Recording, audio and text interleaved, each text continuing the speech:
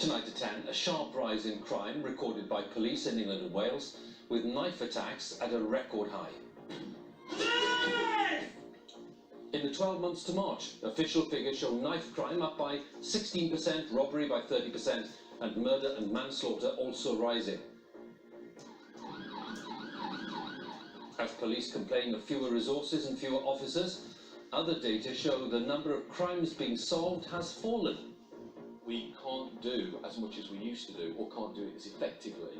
That causes real frustration to our officers as well, who simply want to do the best job for the public, and that's a real concern.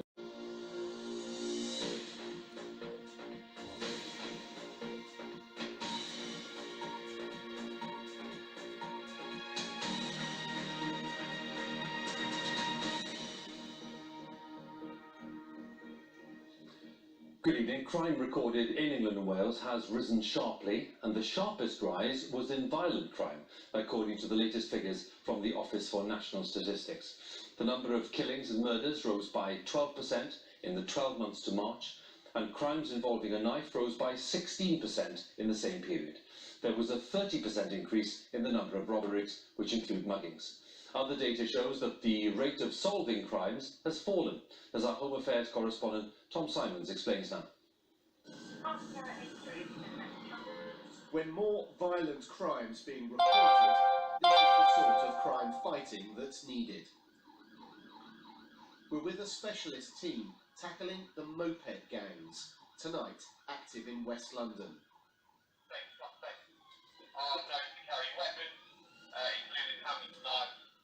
They use these nippy scooters to steal and terrify, driving up the number of reported robberies.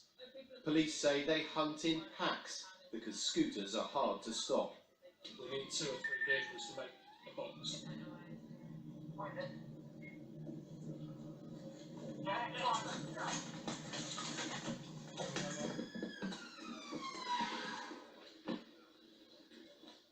Two men have run a red on a type of scooter often used by the gangs. There's no evidence they're involved in robbery. It's all about getting the officers into the right place at the right time, in force, to target specific types of crime like this.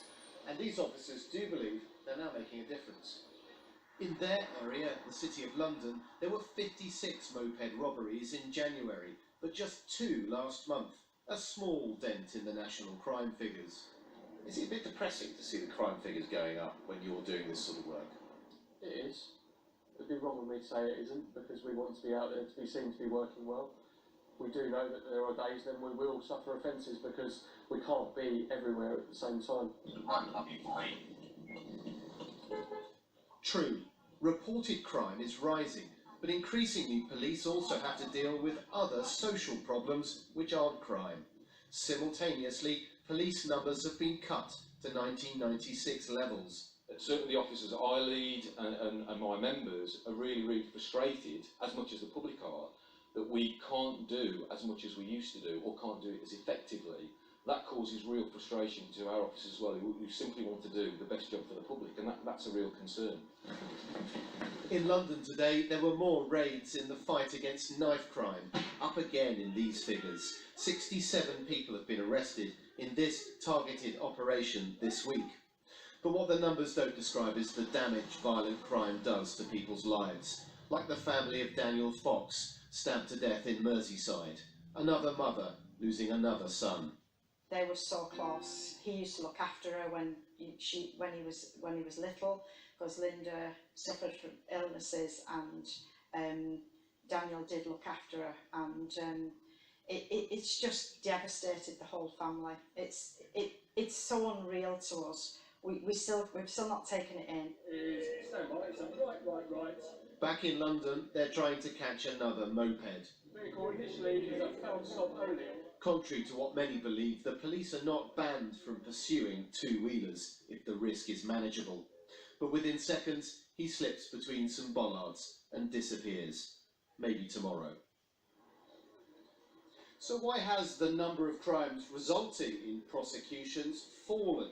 Well, one reason is that police are recording more crimes, including the ones where they don't stand much of a chance of getting a prosecution. Another is the national shortage of detectives. It's a difficult job with long hours. But also the number of sexual offences has increased, and they can be very hard to investigate.